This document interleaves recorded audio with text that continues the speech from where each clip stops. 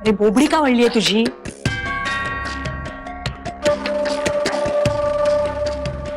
यांच्या दुकानात चोरलीस तू यांना न सांगता? अरे इथवर मजल गेली तुझी. आता चोऱ्या माऱ्या करायला शिकवलं का रे तिने तुला? काही असं काही नाहीये, वृंदाला यातलं काही माहिती नाहीये. मग कुठून आणलेस ह्याच्यासाठी पैसे? मी शरद काकांकडे गेलो होतो त्यांचा गिझर रिपेअर करायला. तुला माहितीये ना हे मला आवडणार नाही तरीही तू ते केलंस. अरे का केलं? माणसावर एकदा संकट आली की मागोमाग संकटांची लाईनच लागते.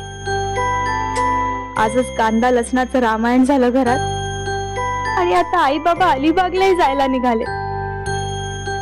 तेव्हा खरंच मी इतकी वाईट आहे का रे? जगात कोणाला खरं वाटो न वाट, पण तुला तर माहितीये ना की मी कांदा लसणाचं जेवण बनवलं नव्हतं. चंदनाताईचं लग्न मोडूनही मी चूक केलेली नाहीये हेही मला अगदी मनापासून वाटतं. ती सुखी झाली असती का त्या माणसाबरोबर? पण कोणीच का मला समजून घेत नाहीये. तुला बजावलं होतं ना या वायरी फिरीच्या वाट्याला जायचं नाही. भिकारडी कामं आहेत ती. तरी तू शरदचा अख्खा गिझर दुरुस्त करून दिलास आणि वर तोंड करून आम्हाला येऊन सांगायला लाज सुद्धा वाटत नाही तुला? अरे अक्कल काय गहाण टाकली होतीस का रे? आणि आता आता काय आईपेक्षा मोठा झालास का रे? हो का माझ्यापेक्षा जास्त कळायला लागलं बाबा तुला? तुझी आई ही कांता चोरगे जिवंत असताना तू तुझं बरं वाईट का ठरवतोयस? का प्रेमच आटलंय माझ्यावरचं म्हणून दुःख देतोयस बाबा? नाही तसं असेल तर सांग, म्हणजे या जगाचा निरोपच घेते ना मग मी. तुझ्या नाही करे लक्षात राहत? तू का केलंस हे असं? तुला सांगितलं ना ही घाणेरडी कामं नाही करायची. का केलं? तू का केलंस हे? आई अरे शिक्षा द्यायला पाहिजे तुला. तुम्ही त्याला प्लीज मारू नका. बाजूला हो का? आई आणि मुलामध्ये तू पडायचं नाही, तू बाजूला हो. त्याची शिक्षा त्याला मिळायलाच हवी. आई तसं असेल तर मी तुम्हाला सांगते. प्रसादनी हे सगळं माझ्या सांगण्यावरनं केलंय. आता तरी पटतंय ना हो तुम्हाला? आपला प्रसाद दुकानात बसतो ते आवडत नाही तिला. मुद्दाम केलंय तिने हे. तू दुकानात बसतोस ना त्याची लाज वाटते तिला, म्हणून धंद्यात अडचणी निर्माण करायचे.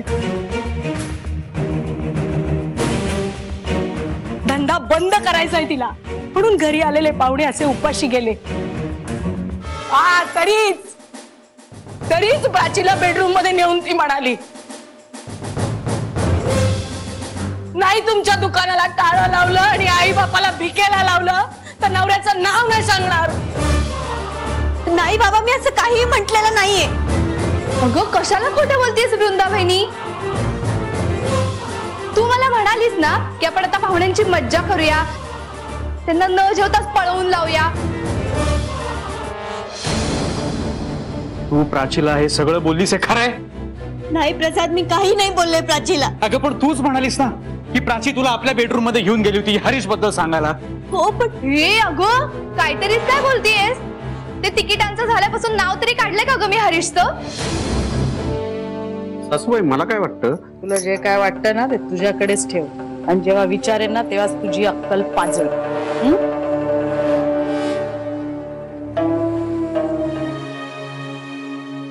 वृंदे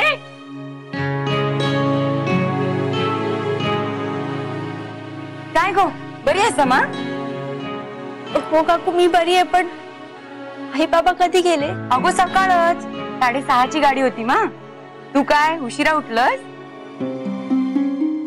हो मी रात्री प्रसादशी बोलत बसले होते ना म्हणून उशीर झाला. पण मला घरात खूप काम आहेत, मी निघते. अगो काय झाला? अगो तुझा अंग तर फणफणला, बरा नाही आहे तो का? नाही ठीक आहे, ते गरम पाण्याने आंघोळ केली ना म्हणून वाटत असेल. अगो काय म्हणते? नाही काही झालं नाही काकू, मी ठीक आहे. वृंदे दिल्या घरी तू सुखी रहा.